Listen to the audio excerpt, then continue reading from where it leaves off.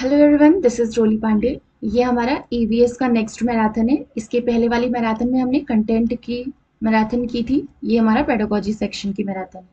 Content का जो 3 previous year questions आपका कराया था वो प्लस मैराथन आपकी इम्पोर्टेंट है, और इसमें भी जो 10 प्रीवियस ईयर क्वेश्चंस कराए हैं वो, और इसके अलावा ये आपकी जो मैराथन कराई जा रही है, ये दोनों आपके इक्वली इंपॉर्टेंट है।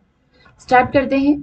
क्वेश्चन नंबर 1 है, as per NCF 2005 which of the following should be the objective of EVS at primary level.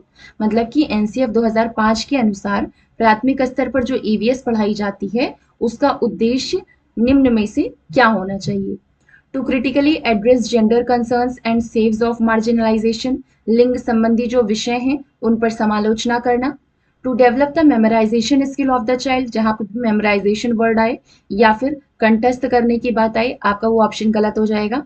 To emphasise the importance of description, मतलब कि जो व्याख्या की जाती है प्राथमिक स्तर पर ईवीएस के सीखने में वर्णन के महत्व पर जोर देना। तो डिस्क्रिप्शन वगैरह की बात हो, वर्णन की बात हो, व्याख्या की बात हो, वो भी आपका ऑप्शन गलत हो जाएगा।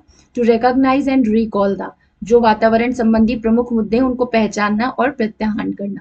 तो ये दोनों जो है, रिकॉल और रिकॉग्नाइज, मतलब रिकॉल जो है आपका प्रत्यस्मरण करना, रटना, ये सारी चीजें भी आपकी नेगेटिव वर्ड में आती हैं। तो ये आपका तीनों ऑप्शन गलत हो जाएगा। मतलब इसका राइट ऑप्शन क्या हो जाएगा कि जो प्राथमिक स्तर पर ईवीएस पढ़ाई जाती है उसका मेन उद्देश्य क्या होता है, जो जेंडर रिलेटेड कंसर्न्स होते हैं उन पर समालोचना करना, और मार्जिनलाइजेशन वगैरह है उन पर। तो राइट ऑप्शन क्या हो गया, ऑप्शन नंबर 1। नेक्स्ट क्वेश्चन है, which of the following favours the integrated nature of EVS at primary level. प्राथमिक स्तर पर ईवीएस की एकीकृत प्रवृत्ति को निम्न में से कौन अनुमोदित करता है। आप सब जानते हैं जो प्राइमरी लेवल पे ईवीएस पढ़ाई जाती है वो 3 सब्जेक्ट्स को एकीकृत करके या इंटीग्रेट करके पढ़ाया जाता है। 3 सब्जेक्ट्स कौन कौन से, सोशल साइंस, साइंस और इन्वायरमेंटल एजुकेशन। इन्वायरमेंटल एजुकेशन मतलब कि विज्ञान, सामाजिक विज्ञान और आपका पर्यावरण अध्ययन। इन 3 चीजों को एकीकृत करके ईवीएस का सिलेबस जो प्राइमरी लेवल के बच्चे हैं उनके लिए बनाया गया है। तो जो प्राथमिक स्तर पर ईवीएस की एकीकृत प्रवृत्ति है उसको निम्न में से कौन अनुमोदित करता है। Concepts and issues of science and social science and environment education are integrated, मतलब कि विज्ञान, सामाजिक विज्ञान और जो पर्यावरण शिक्षा है इन तीनों की ही अवधारणाओं एवं मुद्दों का एकीकरण। हाँ, ये चीज है। The child looks his her environment in a holistic manner, मतलब बच्चे अपने पर्यावरण को एक संपूर्ण रूप में देखे, ये भी ऑप्शन सही है। इट इज थीम बेस्ड, आप सब जानते हैं कि 6 थीम के आधार पर ही पूरा ईवीएस डिजाइन किया गया है। Family and friends, things we make and do, water, travel और शेल्टर, इस तरीके से 6 थीम्स हैं जिन पर आपका ईवीएस का पूरा सिलेबस डिजाइन किया गया है। तो थीम आधारित भी होती है, ये भी ऑप्शन सही है। इट इंक्लूड्स टॉपिक्स एंड सब topics of science and social science, ये ऑप्शन गलत हो जाएगा। क्यों गलत हो जाएगा, क्योंकि कोई भी टॉपिक अगर ईवीएस में पढ़ाना हो, जैसे कि आपका वाटर पढ़ाना है, तो डायरेक्ट चैप्टर का नाम वाटर नहीं लिखा रहेगा, मतलब कि वाटर से रिलेटेड कोई एक फ्रेज या लाइन टाइप की बना दी जाएगी, जिससे कि आपको टाइटल की तरीके का आपका नाम जो है चैप्टर का वो बनाया जाएगा, ना कि डायरेक्ट जिस टॉपिक को पढ़ाना है वो डायरेक्ट लिखा रहेगा। तो इट इंक्लूड्स टॉपिक्स एंड सब topics of science and social science, ये आपका गलत हो जाएगा। इसका मतलब यहाँ पे आप ये भी समझ सकते हैं कि इसमें जो साइंस और सोशल साइंस के टॉपिक्स और सब टॉपिक्स हैं उनको इंक्लूड किया गया है, तो ये गलत हो जाएगा क्योंकि इन्वायरमेंटल एजुकेशन का भी टॉपिक उसमें टॉपिक सब टॉपिक्स ऐड किए गए हैं। तो A B C is the right option, मतलब कि option number B is the right option for question number 2। Next question है, which of the following is true in relation to the EVS learning, मतलब निम्न में से EVS की शिक्षा के संबंध में कौन सा सही है। लर्निंग थ्रू एक्सपीरियंसेस, अनुभव द्वारा सीखना। अब यहाँ पे याद रखिएगा जो भी आपके ऐसे क्वेश्चंस हैं जिसमें कि ए बी सी इस तरीके के 3-4 ऑप्शंस दिए हैं, तो उसको आप समझिए कि वो आपकी थ्योरी हो गई पेडागोजी की। तो याद रखिए जिस भी कॉन्टेक्स्ट में जो चीज बताई गई, जो भी 3-4 चीजें सही बताई गई हैं, उसको आप की पॉइंट्स की तरह याद रखिए। वही की पॉइंट्स आपके सारे क्वेश्चन सॉल्व करने में हेल्प करेंगे। जैसे यहाँ पे दिया है कि जो ईवीएस लर्निंग है वो किस चीज से संबंधित है, जो ईवीएस की शिक्षा है वो किस चीज से संबंधित है। तो एक्सपीरियंस के आधार पर सीखना, अनुभव द्वारा सीखना, इस चीज पर आधारित है। तो ऐसा कोई भी ऑप्शन होगा जिसमें आपको एक्सपीरियंस के थ्रू सिखाया जा रहा हो, या फिर आपका इस तरीके से सिखाया जा रहा हो कि मूर्त से अमूर्त की तरफ बढ़ रहे हैं। पहले आपको कोई कॉन्क्रीट चीज दिखाई जाएगी, उसी चीज के आधार पे आपको अमूर्त की तरफ ले जाया जाएगा। कॉन्सेप्ट के जो अब्स्ट्रैक्ट पार्ट है, जो अमूर्त की तरफ है, उधर की तरफ लेके जाया जाएगा। तो ये भी होता है ईवीएस की शिक्षा। नोन टू अननोन, जो बच्चे जानते हैं उनकी जो प्रीवियस नॉलेज होती है उससे जो बच्चे नहीं जानते हैं उसकी तरफ बढ़ते हैं, अज्ञात की तरफ बढ़ते हैं। तो ये भी ऑप्शन सही हो गया। Contextual nature of EVS, EVS का प्रासंगिक स्वरूप है, ये भी सही है। मतलब कि किसी ना किसी चीज के प्रसंग से रिलेटेड ही हर एक टॉपिक को पढ़ाया जाता है। मतलब कि बच्चों का जो लोकल इन्वायरमेंट है, लोकल इन्वायरमेंट में जो उनका कॉन्टेक्स्ट है उसको लेकर के पर्टिकुलर टॉपिक्स को पढ़ाया जाता है। तो ये भी सही है। तो ये आपका क्या हो गया, ईवीएस लर्निंग से संबंधित कौन सी चीज है जो कि सही है। तो ये सारी चीजें हैं जो कि आपकी ईवीएस से संबंधित सही हैं। तो ए बी सी डी ये चारों ही इसका राइट ऑप्शन हो जाएगा। मतलब कि option number A is the right option for question number 3। तो ये सारे की पॉइंट्स इनको याद रखिएगा। पहला एक्सपीरियंस है, पहला आपका कीवर्ड क्या हो गया, एक्सपीरियंस के थ्रू सीखना। दूसरा क्या हो गया आपका, कॉन्क्रीट से अब्स्ट्रैक्ट की तरफ सीखना, अब्स्ट्रैक्ट की तरफ। तीसरा हो गया आपका नोन से अननोन की तरफ, मतलब कि प्रीवियस नॉलेज से कनेक्ट करा करके नई नॉलेज बच्चे को देना। तो नोन टू अननोन आपका ये कीवर्ड हो गया। इसके अलावा कॉन्टेक्चुअल नेचर, कॉन्टेक्चुअल नेचर होता है ईवीएस का। तो ये सारी चीजें ईवीएस की शिक्षा के बारे में सही है। इसके अलावा कुछ वर्ड्स हैं वो आपको मतलब बिल्कुल रट के रखना है। जो पॉजिटिव वर्ड्स है, पहला एक्सप्लोर करना और दूसरा ऑब्जर्व करना, ऑब्जर्वेशन। ये सब आपकी वैसे प्रोसेस स्किल्स में आती हैं। ना होगा आपका प्रोसेस स्किल्स पे एक अलग से सेपरेट क्लास बना दूंगी। तो ये आपका याद रखिएगा, एक्सप्लोर करना और ऑब्जर्व करना, अवलोकन करना और खोजबीन करना। इन दोनों वर्ड से रिलेटेड आपके हजारों क्वेश्चंस मिल जाएंगे जो आपके डायरेक्ट सॉल्व हो जाएंगे, लेकिन क्वेश्चन को थोड़ा सा घुमा करके पूछा जाएगा। तो आप कीवर्ड्स को याद रखेंगे तो आराम से सॉल्व कर लेंगे। नेक्स्ट है, which of the following can be appropriate suggested resource for addressing the issue of spoilage and wastage of food। मतलब कि खाद्य पदार्थों के खराब होने तथा अपव्यय को संबोधित करने के लिए निम्न में से कौन से संसाधन का सुझाव उपयुक्त है। मान लीजिए कोई टीचर है, कोई टीचर बच्चों को ये सिखाना चाहती है कि खाद्य पदार्थ को खराब नहीं होने देना चाहिए और उसके अलावा उनका अपव्यय नहीं करना चाहिए, उनको वेस्ट नहीं करना चाहिए। तो इस चीज को संबोधित करने के लिए, इस चीज को समझाने के लिए कौन सा संसाधन है जो कि सबसे ज्यादा उपयुक्त होगा। Sharing family experiences and interaction with the person involve with food preservation, परिवार के अनुभवों एवं पारस्परिक क्रियाओं को खाद्य परीक्षण से संबंधित व्यक्ति से साझा करना, या फिर audio video for the issue, या फिर लेक्चर एंड डिस्कशन, या फिर think ink pair and share. तो आपका कोई भी ऐसा क्वेश्चन होता है तो जब बच्चों को अनुभव से रिलेटेड चीजें बताई जाएंगी या बच्चा उस इंसान से खुद इंटरेक्ट करके उस चीज को सीखेगा, समझेगा, तब उस चीज को ज्यादा समझ पाएगा। तो यहाँ पे हम क्या करेंगे, जो भी पर्सन फूड प्रिजर्वेशन वाली चीज से रिलेटेड हो उसको हम इसमें इन्वॉल्व करेंगे, उससे इंटरेक्शन करवाएंगे और फैमिली एक्सपीरियंसेस के बारे में बात करवाएंगे जिससे कि बच्चा इस चीज को समझ सके। तो यही संसाधन होगा, पहला जो परिवार का अनुभव है वो, और दूसरा जो भी इससे फूड प्रिजर्वेशन से रिलेटेड हो, खाद्य परीक्षण से रिलेटेड हो, परिरक्षण से रिलेटेड हो, उस पर्सन से इंटरेक्शन करवा करके। तो इसका क्वेश्चन नंबर 4 का राइट ऑप्शन ऑप्शन नंबर 1। तो जो लेक्चर और डिस्कशन वाली चीजें आपकी वैसे भी गलत हो जाएंगी। इसमें थिंक जब उनको बताना है तो वो खुद से सोच करके या खुद से समझ करके तो बता नहीं सकते, तो ये वाला ऑप्शन आपका गलत हो जाएगा। ऑडियो वीडियो तब तक नहीं दिखाना है जब तक कि हम उसको प्रैक्टिकल करके नहीं दिखा सकते हैं, तो इस वजह से ये वाला भी ऑप्शन आपका गलत हो गया। In EVS our teacher can induct cleanliness drive in school under. मतलब कि ईवीएस में एक शिक्षक निम्न में से किसके अंतर्गत स्वच्छता अभियान चला सकता है। Project work, assignment, field visit, experiment. अब यहाँ पे याद रखिएगा, कोई भी चीज बच्चे को सिखानी है तो सिखाने के लिए वो चीज अगर प्रोजेक्ट वर्क करके सीखेंगे तो उस चीज को ज्यादा अच्छे से सीख पाएंगे। तो इसका राइट ऑप्शन क्या हो जाएगा, ऑप्शन नंबर 1, मतलब कि आपका प्रोजेक्ट वर्क। एक्सपेरिमेंट वाला ये वाला ऑप्शन आपका तब सही होगा जब कोई चीज उनको खुद से करके उसका कुछ ना कुछ कॉन्क्लूजन निकालना हो, कुछ ना कुछ उनको लास्ट में निष्कर्ष निकालना हो। तो जब ऐसी कोई चीज होगी जिसमें निष्कर्ष निकालने की जरूरत पड़ेगी, तब आपका एक्सपेरिमेंट की जरूरत पड़ेगी। यहाँ पे क्या है, टीचर खुद ही उसको बता सकती है या फिर बच्चे खुद ही उसको एक्सप्लोर करके सीख सकते हैं। जब प्रोजेक्ट वर्क कराएगी तब उससे बच्चे खुद से अनुभव करके उस चीज को ज्यादा अच्छे से सीख पाएंगे। इसलिए आपका राइट ऑप्शन हो जाएगा option number 1। In the chapter 5 of NCERT या फिर in the chapter of NCERT of EVS class 5th, blow hot blow cold, an interesting story by Dr. Zakir Hussain was used.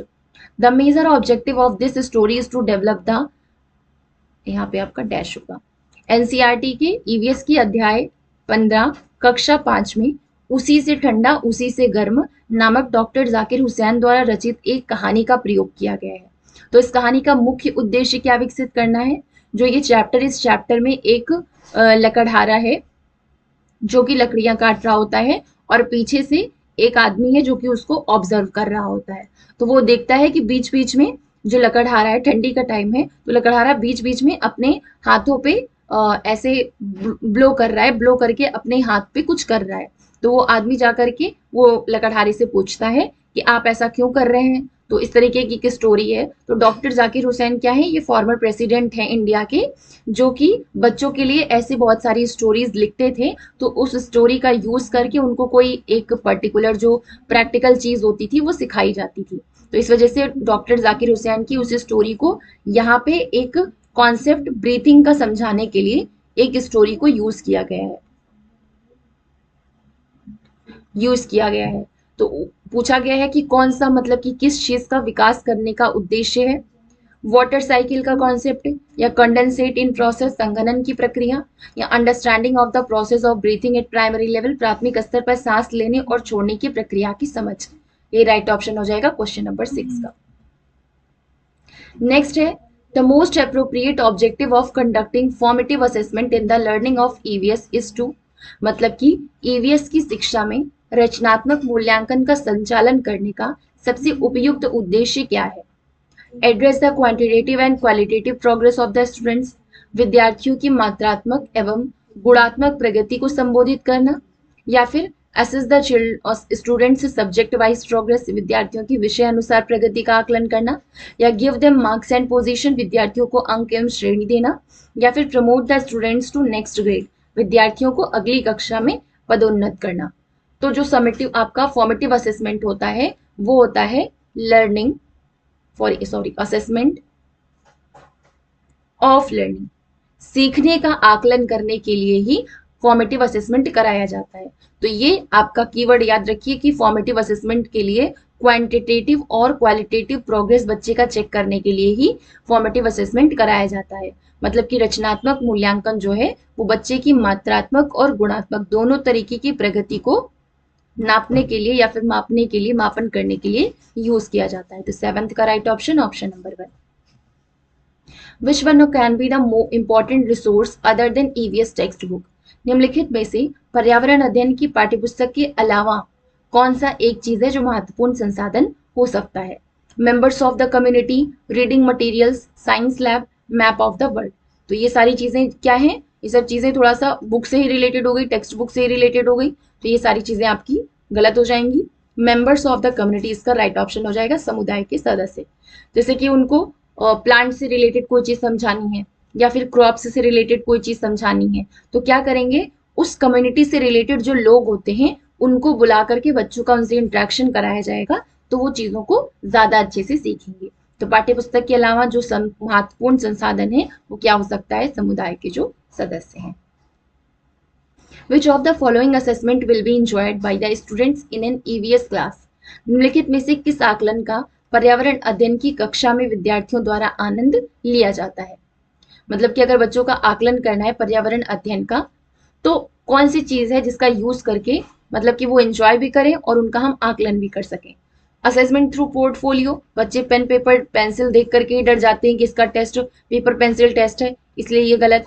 Oral question normally एक हिसाब से सही हो सकता है, लेकिन उसमें भी उनको लगता है थोड़ा सा प्रेशर वाला उनको फील होता है, इस वजह से ओरल क्वेश्चंस भी यहाँ पे नहीं होगा। Sharing of feedback of paper pencil test, ये भी पेपर पेंसिल टेस्ट से ही रिलेटेड हो गया। जो उनका फीडबैक है तो उससे बच्चे डरते हैं कि इसका कम आया कि उसका ज्यादा आया, तो ये भी गलत हो गया। तो तो अगर पोर्टफोलियो के द्वारा उनका आकलन किया जाएगा तो इससे बच्चे उसको एंजॉय भी करेंगे, उनका आकलन भी किया जा सकता है।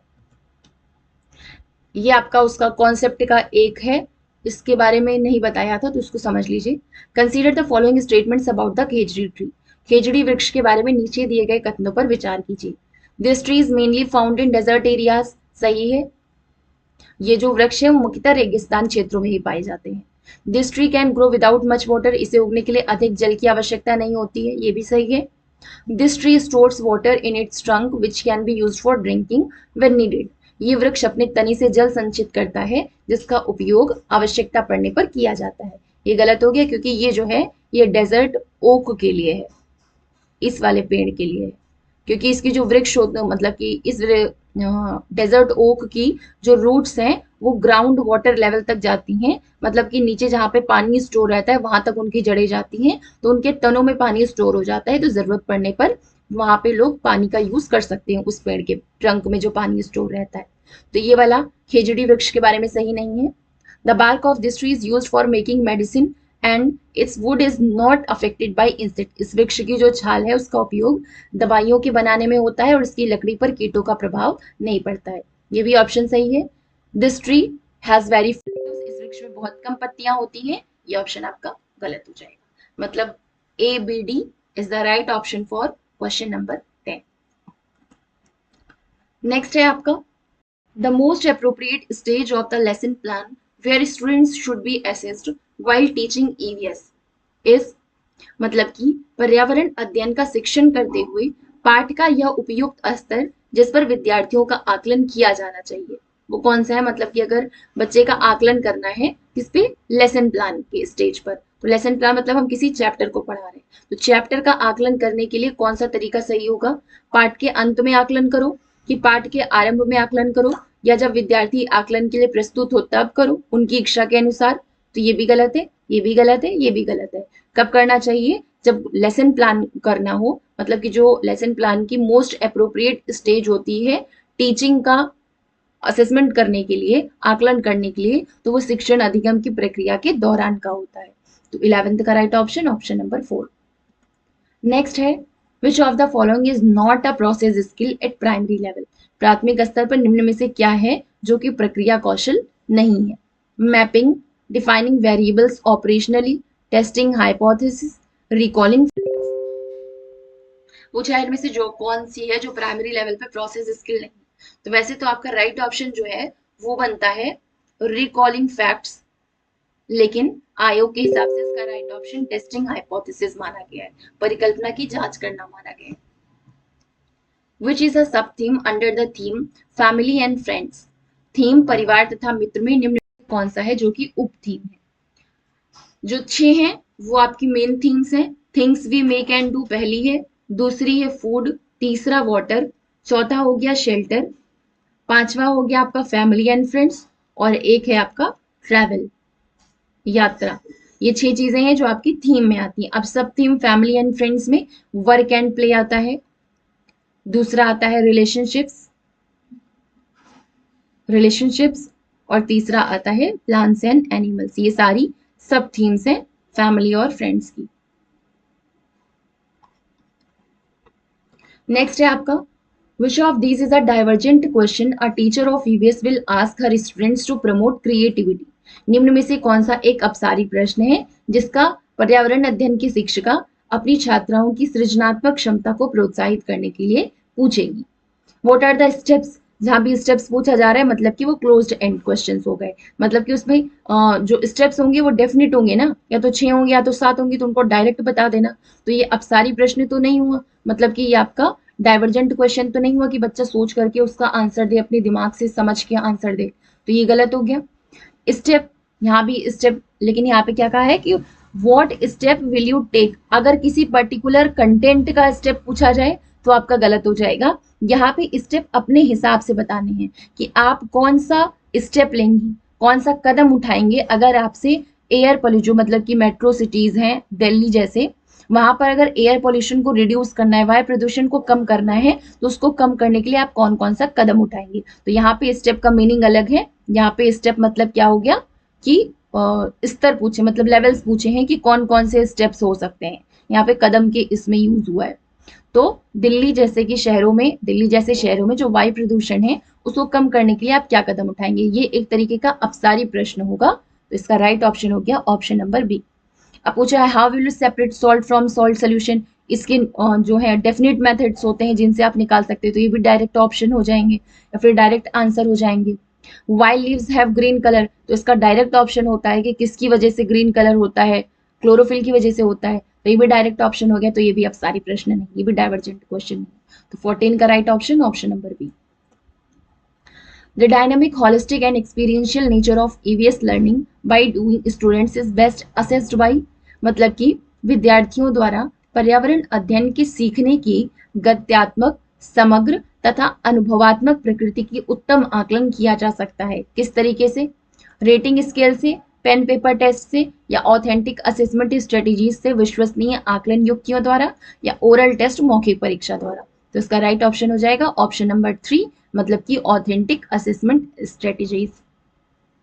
यहाँ भी याद रखिएगा ईवीएस का नेचर कौन कौन सा होता है, डायनेमिक होता है, होलिस्टिक होता है और एक्सपीरियंशियल होता है, मतलब कि गत्यात्मक होता है, समग्र होता है और अनुभवात्मक होता है। नेक्स्ट है आपका a new students from a different country joins your class which predominantly consists of local students. You want to use this opportunity to discuss practices in different cultures. तो this is important too, मतलब एक दूसरे देश का विद्यार्थी है जो आपकी कक्षा में आ गया है, जहां पर आपके पहले से जो सिर्फ स्थानीय विद्यार्थी थे वो थे। तो आप विभिन्न संस्कृतियों की प्रथाओं पर चर्चा करने के लिए इस अवसर पर प्रयोग करना चाहते हैं। तो इसके लिए महत्वपूर्ण क्या है? प्रमोट, इससे क्या होगा? विद्यार्थियों में बातचीत करने और पारस्परिक मेलजोल को बढ़ावा देने के लिए। गलत। Reduce prejudice and stereotypes and value diversity, मतलब कि जो पक्षपात है और रूढ़ियों हैं, रूढ़िवादी चीजें हैं, उन चीजों को कम करने और विविधता को महत्व देने के लिए ही ये आपका हेल्पफुल हो सकता है। उसका right option option number 2। Which of the following is the best example of students engaging in active learning. निम्नलिखित में से कौन सा उदाहरण सक्रिय शिक्षण में व्यस्त विद्यार्थियों का सर्वश्रेष्ठ उदाहरण होगा? Discuss the reasons for differences observed in vehicles after watching a documentary showing vehicles over the years. यहाँ पे ऑब्जर्वेशन की बात हो गई, तो ऑब्जर्वेशन एक तरीके का आपका कीवर्ड है, तो ये आपका राइट ऑप्शन हो जाएगा।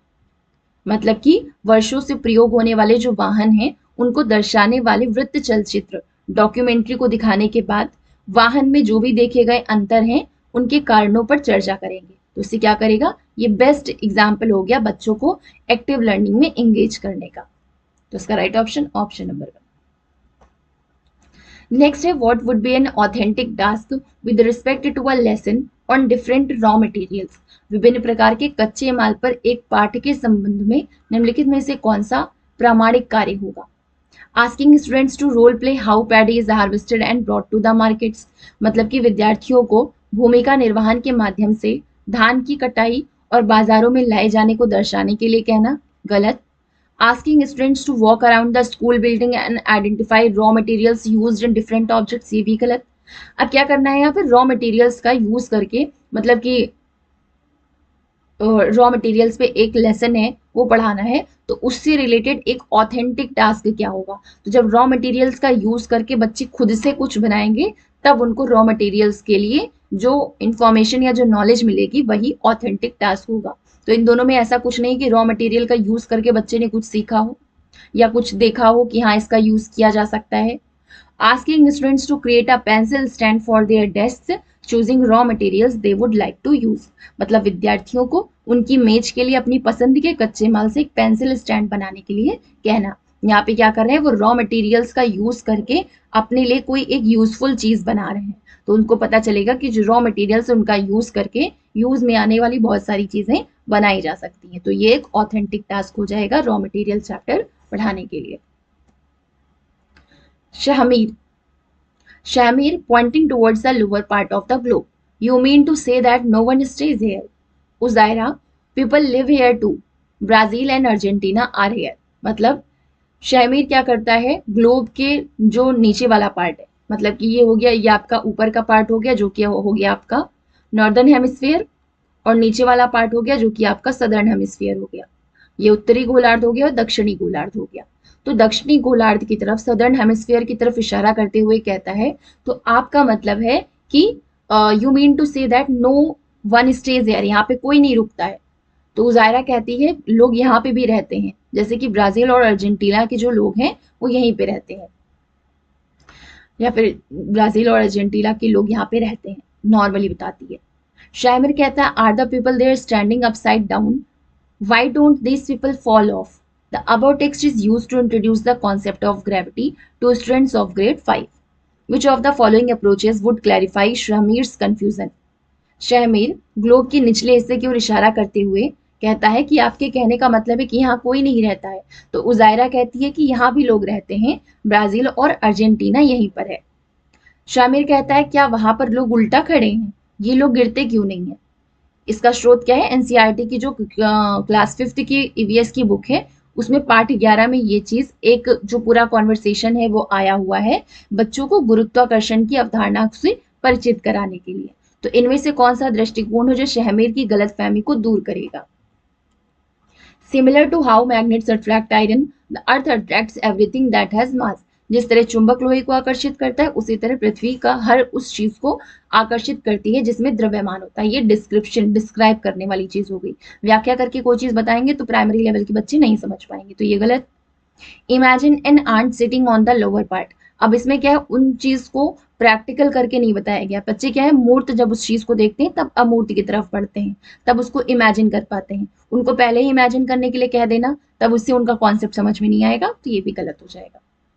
Stick a pin into the lower part of the globe, look the pin from different position is the same way the southern hemisphere. मतलब कि ग्लोब के निचले हिस्से में एक पिन चिपका दें और अलग अलग स्थितियों से पिन को देखें। तो दक्षिणी गोलार्ध में भी ऐसा ही है। तो ये वाला तरीका जो है, इससे उसका कॉन्सेप्ट का क्लियरेंस हो जाएगा। उसका कहने का मतलब क्या है कि हम लोग ऊपर की तरफ हैं तो ये लोग नीचे की तरफ है, तो इसका मतलब ये लोग उल्टे खड़े हैं। तो अगर पिन को यहाँ पे स्टिक करके दिखाएंगे, फिर ग्लोब के हर एक साइड से देखने के लिए कहेंगे, तो उसको समझ में आएगा वो लोग जैसे वहां पे खड़े हैं वैसे ही हर एक डायरेक्शन से ही खड़े रहेंगे, ना कि इधर उधर कुछ चेंज आ जाएगा कि उनकी उल्टे हो गए या सीधे हो गए। तो ये सारी चीजें उनकी बच्चे की क्लियर हो जाएगी। तो एक पिन चिपका करके ग्लोब के नीचे पार्ट में इस चीज को अच्छे से एक्सप्लेन किया जा सकता है। तो ये भी ऑप्शन सही हो जाए, मतलब ये ऑप्शन जो है, ऑप्शन नंबर सी आपका इस क्वेश्चन का राइट ऑप्शन हो जाएगा। You have brought a large bottle of glue to your classroom for students to use for their projects for an upcoming exhibition. You have told students that the bottle will not be replaced once finished and they will have to use it wisely. Which of the below activities would most help students engage on the idea of conserving resources that cannot be brought back? आप आगामी प्रदर्शनी के लिए project बनाने हेतु अपनी कक्षा में गांव की बड़ी बोतल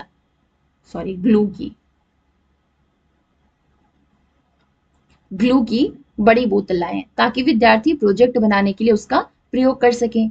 आपने विद्यार्थियों को बताया है कि अगर गोंद की बोतल खाली कर दो तो नई बोतल नहीं दी जाएगी, इसलिए उन्हें इस गोंद का प्रयोग किफायती तरीके से करना चाहिए। तो इनमें से कौन सी क्रिया है जो विद्यार्थियों को उन संसाधनों के संरक्षण पर विचार करने में मदद करेगी जिन्हें वापस नहीं प्राप्त किया जा सकता है। पोस्टर का यूज करके आपका देखते ही गलत हो जाएगा। Conduct a class survey, find out how many students require glue for their projects and for what. Distribute the glue equally to all students and see who has how much left at the end of the week. या फिर ask students to write in a common register how many spoons of glue they took each time, when and why. तो ये तरीका सबसे ज्यादा सही होगा, क्योंकि इससे ये समझाया जा सकता है कि जिस चीज का जितना यूज है उतना ही यूज करो, एक्स्ट्रा यूज ना करो। क्योंकि जब जो चीज कम है, मतलब हमें पता है कि वो टाइम जल्दी ही खत्म हो सकती है, लेकिन यूज सबको करना है, सबको उसकी जरूरत है, तो हम उस हिसाब से यूज करेंगे कि कम से कम चीज में भी किस तरीके से हम उसको बचा सकते हैं या उसका यूज कर सकते हैं। तो इस तरीके से बच्चा क्या करेगा, इस चीज को समझेगा। तो इसका right option, option number 4। Which of the following is the best example of arriving at a specific conclusion using experimentation? प्रयोग से हम विशिष्ट निष्कर्ष प्राप्त कर पाते हैं। प्रयोग के उपयोग से विशिष्ट निष्कर्ष प्राप्त करने का निम्नलिखित में से कौन सा सर्वश्रेष्ठ उदाहरण है। एक्सपेरिमेंटेशन मतलब होता ही यही है, जब कोई स्पेसिफिक कंक्लूजन निकालना हो। जब कोई स्पेसिफिक कंक्लूजन निकालना हो, मतलब कि विशिष्ट निष्कर्ष निकालना हो, तो उसी चीज के लिए एक्सपेरिमेंट किया जाता है। तो पूछा गया कौन सा सर्वश्रेष्ठ उदाहरण है एक्सपेरिमेंटेशन का? Finding the time for digesting food by asking students to consume the same food, इसको प्राइमरी लेवल के बच्चों को नहीं समझाया जा सकता है करके। Placing a piece of jaggery on various locations inside class and observing the time taken by ants to arrive on the location, कक्षा में अलग अलग स्थानों पर गुड़ के टुकड़े रखकर देखना कि अलग अलग स्थानों पर चींटियां कितने समय पहुंचती हैं। हमें क्या करना है? एक्सपेरिमेंट करना है। एक्सपेरिमेंट ऐसा करना है जिससे कि विशिष्ट निष्कर्ष निकले, तो इससे किसी तरीके का कोई विशिष्ट निष्कर्ष नहीं निकलेगा, तो ये भी गलत। Understanding why a hot cup of T cools down when you blow air over it, समझना कि चाय का गर्म प्याला ठंडा क्यों हो जाता है जब हम उस पर हवा फूंकते हैं। तो ये वाला ऑप्शन आपका सही हो जाएगा। क्यों सही हो जाएगा? क्योंकि इससे बच्चे ऑब्जर्व करके ये चीज सीखेंगे कि कोई भी चीज जब ज्यादा टेम्परेचर की होती है तो वो ज्यादा टेम्परेचर से लो टेम्परेचर वाली मतलब लो टेम्परेचर वाली चीज की तरफ आगे बढ़ती है जब तक कि दोनों का टेम्परेचर इक्वल ना हो जाए। तो क्या करेंगे? जो चाय है, चाय का कप है, उसका टेम्परेचर ज्यादा है सराउंडिंग के टेम्परेचर से, ठीक है? तो जब एयर ब्लो करेंगे तो ये हायर टेम्परेचर है, यहाँ का जो टेम्परेचर है यहाँ से मूव करके सराउंडिंग में मिक्स होगा, तो यहाँ की जो गर्माहट है, कप की जो गर्माहट है वो यहाँ से निकल करके जाएगी इन्वायरमेंट में जाएगी, तब यहाँ से जब यहाँ की हीट निकल करके इन्वायरमेंट में मिक्स हो रही है तो कप जो है वो थोड़ा बहुत ठंडा हो जाएगा। इस तरीके से बच्चा क्या करेगा? खुद से समझ पाएगा इस चीज को। तो ये एक्सपेरिमेंट करके एक स्पेसिफिक कंक्लूजन पे निकलेंगे, इसलिए इसका राइट ऑप्शन क्या हो जाएगा? सबसे सही उदाहरण हो जाएगा एक्सपेरिमेंटेशन का option number 3। Which of the following is least relevant as a hook or opening for introducing the topic of season? Season topic पढ़ाने के लिए कौन सा ओपनिंग चीज है जो कि मतलब लीस्ट रेलिवेंट पूछिए। लीस्ट का मतलब आप नो ही समझा करिए। तो ऋतुओं का विषय आरंभ करने के लिए शुरुआत के जो ओपनिंग टाइम है उसमें निम्नलिखित में से कौन सा कथन है जो सबसे कम प्रासंगिक होगा या फिर बिल्कुल ही प्रासंगिक नहीं होगा? Taking students on a walk and asking them to describe how plants will change in the following season, विद्यार्थियों को सैर पे ले जाना और उनसे पूछना कि पौधों में आने वाली ऋतुओं में किस प्रकार के परिवर्तन देखे जाएंगे। हम कोई भी चैप्टर जब बच्चों को पढ़ा रहे होते हैं तो हम उसी संसाधन का यूज करते हैं जो कि इमीडिएट इन्वायरमेंट में प्रेजेंट हो।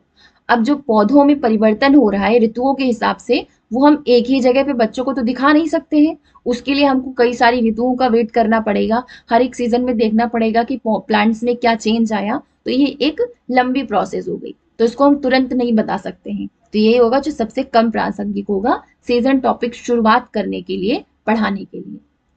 विद्यार्थियों से पूछना कि पिछले कुछ महीनों की तुलना में आजकल वे अधिक गर्म या ठंडा महसूस करते हैं या नहीं, ये भी सीजन से रिलेटेड है, तो ये तो सही हो जाएगा आपका, ये राइट ऑप्शन हो जाएगा। विद्यार्थियों को ग्रीष्मकालीन छुट्टियों के दौरान उनके द्वारा की गई जो गतिविधियां हैं और उन्हें करने के कारण है उनको सूचीबद्ध करने के लिए कहना, ये भी सीजन से रिलेटेड हो सकता है। Showing students a hat, raincoat and sweater and asking them which of these they have used, विद्यार्थियों को एक टोपी, बरसाती और एक स्वेटर दिखाकर पूछना कि उनमें से किसका प्रयोग किया है। तो इसका भी ये सब तरीका है जो कि सीजन्स में क्या आता है आपका? सर्दी गर्मी आता है, तो आपने स्वेटर क्यों पहना? क्योंकि बहुत ज्यादा बाहर ठंड थी, उससे बचने के लिए हमने पहना, मतलब कि ठंड का मौसम था। तो इन सब तरीकों से क्या है कि हम सीजन का जो टॉपिक है वो एक्सप्लेन कर सकते हैं, लेकिन ये वाला जो है वो नहीं कर सकते हैं। तो इसका right option option number 1। Learning objective, students will understand the differences between communicable and non communicable disease. Which of the following assessment questions best test for this learning objective? शैक्षिक उद्देश्य क्या है? विद्यार्थी संचारी और जो गैर संचारी रोग है उनके बीच अंतर को समझ सके। तो इनमें से कौन सा प्रश्न है जो दिए गए शैक्षिक उद्देश्य का सबसे अच्छी तरह से परीक्षण करता है? Why do we use mask against COVID but not against common cold? इसमें किसी तरीका से मतलब कुछ संचारी रोग या गैर संचारी रोग जैसा तो नहीं है, मतलब कि इस तरीके से कुछ उनको सिखाना है कि उनको समझ में आए कि एक पर्सन को ये बीमारी थी तो दूसरे को भी, या फिर उसके आसपास जो 3-4 लोग थे उनको भी हो गई, और दूसरी बीमारी ऐसी थी कि उसको थी, लेकिन उसके आसपास कितने भी लोग थे उनको नहीं हो रही थी। तो ऐसा कोई एग्जाम्पल जब देंगे, ऐसा कोई अनुभव उनसे शेयर करेंगे, तभी वो इस चीज को, कम्युनिकेबल और नॉन कम्युनिकेबल डिसीज को समझ पाएंगे। तो ये तरीका गलत हो गया। हमसे पूछा है इनमें से कौन सा है जो सबसे बेस्ट होगा, बेस्ट टेस्ट होगा। If one of your parents has dengue are you more likely to get it, मतलब अगर आपके माता पिता में से एक को डेंगू है तो क्या आपको डेंगू होने की संभावना अधिक है। तो ये सिर्फ एक चीज को, कम्युनिकेबल या नॉन कम्युनिकेबल, केवल एक चीज समझा सकते हैं, हमें कोई ऐसी चीज करनी है जो कि दोनों को क्लियर करे। तो ये भी गलत। How is the transmission of common cold differ from that of diabetes, सामान्य सर्दी का संचार मधुमेह के संचार से अलग क्यों है। तो इस चीज का बच्चे जब उत्तर देंगे तो इस चीज से वो ज्यादा अच्छे से समझ पाएंगे कम्युनिकेबल नॉन कम्युनिकेबल को, क्योंकि जिनको कॉमन कोल्ड होता है उनके आसपास के लोगों को हो जाता है, लेकिन जिनको डायबिटीज होता है उनको आसपास के लोग कितने भी हो उससे कोई फर्क नहीं पड़ता है। तो इस तरीके से कॉमन कोल्ड जो है वो कम्युनिकेबल हुई, एक से दूसरे में संचार हो रहा है, और डायबिटीज जो है वो नॉन कम्युनिकेबल हुई, क्योंकि एक से दूसरे में संचार नहीं होता है इस बीमारी का। तो यही जो है सबसे ज्यादा बेस्ट एग्जाम्पल हो जाएगा, बेस्ट क्वेश्चन हो जाएगा इस लर्निंग ऑब्जेक्टिव को प्राप्त करने के लिए। Third is the right option for question number 23। Next है, a teacher uses a widely accepted computer program that renders a 3D representation of Earth based on satellites imagery to teach her students various aspects of the Earth. Compared to traditional map books, what advantage does this application have as an instructional tool? एक शिक्षिका पृथ्वी के विभिन्न पहलुओं को पढ़ाने के लिए व्यापक रूप से स्वीकार किए गए कंप्यूटर प्रोग्राम का प्रयोग करती है, जिसमें उपग्रहों से प्राप्त चित्रों के आधार पर पृथ्वी का 3D निरूपण दिखाया गया है। तो शैक्षिक साधन के रूप में पारंपरिक मानचित्रों की किताब की तुलना में इस अनुप्रयोग के क्या लाभ हैं? It develops the habit of independent study in students. It helps activate students' prior knowledge on the earth. It helps students in understanding the position of countries better. It helps students in understanding landscape scene. ये विद्यार्थियों को जो भू दृश्य है उसको समझने में मदद करता है। 24 का right option, option number 4। A teacher brings 2 potted plants to class, rose or ginger. Which of the following topics cannot be demonstrated using these plants? एक शिक्षक क्या करता है, कक्षा में 2 गमलों में लगे हुए पौधे लाती है, उनमें से एक गुलाब का है और दूसरा अदरक का। तो इन पौधों का प्रयोग करके निम्नलिखित में से कौन सा विषय वस्तु है, जो कि मतलब कौन सा विषय है जिसको प्रस्तुत नहीं किया जा सकता है। एडाप्टेशन ऑफ प्लांट्स, पौधों में अनुकूलन, ये चीज पढ़ाया जा सकता है कि कौन कौन सी हैबिटेट में, कौन कौन सी उसमें कंडीशंस में गुलाब ग्रो होता है और कौन कौन सी कंडीशन में अदरक ग्रो होता है। तो उसका पौधों का जो अनुकूलन है वो इसके द्वारा सिखाया जा सकता है। पौधों में अलग पौधा है, अलग अलग पौधा है, तो डाइवर्सिटीज भी सिखाई जा सकती है। किसी को पानी कम चाहिए, किसी को धूप कम चाहिए, तो डाइवर्सिटी जो होती है प्लांट्स में, या फिर प्लांट्स में गुलाब में कांटा क्यों होता है, अदरक में कांटा नहीं होता है। गुलाब जो प्लांट है, प्लांट का फ्लावर वाला पार्ट है, अदरक जो है वो स्टेम वाला पार्ट है। तो डाइवर्सिटी जो प्लांट्स में होती है वो भी सिखाई जा सकती है। पार्ट्स ऑफ अ फ्लावर, फूल के भाग सिखाए जा सकते हैं, ये भी सही है। सीड स्प्रेड इन प्लांट्स, पौधों में बीजों का स्थानांतरण, ये नहीं सिखाया जा सकता है। तो पूछा था कौन सा विषय प्रस्तुत नहीं किया जा सकता है, तो इसका right option, option number 4। The nature of environmental studies eight primary level, प्राथमिक स्तर पर पर्यावरण अध्ययन की प्रकृति है सप्लीमेंट्री कि सिंगल सब्जेक्ट की, इंटीग्रेटेड की टेक्स्ट बुक बेस्ड। ये आपका नॉर्मल है, एकीकृत है। Science, social science, environmental education, तीनों को एकीकृत करके पढ़ाया जाता है। तो नेचर कैसा है, इंटीग्रेटेड है। Which of the given statements are recommendations of NCF 2005 for EVS learning, दिए गए कथनों में से कौन सा है जो कि ईवीएस सीखने के लिए राष्ट्रीय पाठ्यचर्या की रूपरेखा 2005 की सिफारिशें हैं। Having sharp boundaries among school, home and the community for the learning, सीखने के लिए स्कूल, घर और समुदाय के बीच सुनिश्चित सीमाएं होना, बिल्कुल नहीं। जहां पे जरूरत पड़े वहां पे उसका यूज किया जा सकता है, ना कि लिमिटेशंस होती हैं। डिस्करेज रोट लर्निंग, रटकर सीखने को हतोत्साहित करना, हाँ ये है एनसीएफ 2005 में। डिपार्चर फ्रॉम बुकिश लर्निंग, किताबी शिक्षा से प्रस्थान, ये भी है। Children's life at school must be linked to their life outside the school, school में बच्चों के जीवन को स्कूल के बाहर उनके जीवन से जोड़ा जाना चाहिए, ये भी बिल्कुल सही है। तो 2, 3, 4 उसको ऐसे रख लीजिए, ए बी सी डी, मतलब बी सी डी इसका राइट ऑप्शन हो जाएगा। तो D is the right option for question number 27। In EVS learning activities are conducted to provide experience for learning by doing. EVS जो है, EVS सीखने में क्रियाकलापों को करके सीखने का अनुभव प्रदान करने के लिए आयोजित किया जाता है। एक्टिविटीज जो कराई जाती हैं ईवीएस में किस लिए कराई जाती हैं कि बच्चे करके सीखें, मतलब कि करके सीखेंगे तो उससे रिलेटेड उनको अनुभव मिलेगा, तो वो इस चीज को ज्यादा बेटर सीख पाएंगे किसी भी कॉन्सेप्ट या टॉपिक को। तो सीखने का अनुभव प्रदान करने के लिए जो एक्टिविटीज है उनको आयोजित की जाती हैं। तो उससे क्या क्या चीजें हैं, किस किस चीज का अनुभव होगा, उनसे साइकोमोटर स्किल्स का डेवलपमेंट होगा, साइकोमोटर कौशल विकसित करने के लिए, बिल्कुल सही। मैनिपुलेटिव स्किल्स ये भी होंगी, हैंड्स ऑन एक्सपीरियंस करके सीखने के लिए ये भी होगा। रिमेंबरिंग स्किल याद रखने की क्षमता, ये आपका गलत हो जाएगा, तो ABC इसका राइट ऑप्शन हो जाएगा। Issues of theme plants can be meaningful for the students if पौधे विषय के मुद्दे बच्चों के लिए सार्थक हो सकते हैं अगर थीम बेस्ड वर्कशीट्स उनको दी जाए, गलत। फील्ड ट्रिप्स कराई जाए उस इशू से रिलेटेड, डिमॉन्स्ट्रेशंस कराए जाए टीचर्स के द्वारा, गलत। इनवाइटेड लेक्चर्स दिए जाएं, ये भी गलत। मतलब जो फील्ड ट्रिप्स हैं अगर वो कंडक्ट कराई जाएंगी तो फिर मतलब कि जो प्लांट थीम है उस इशू को बच्चे को सार्थक तरीके से सिखाया जा सकता है। इसका राइट ऑप्शन 2।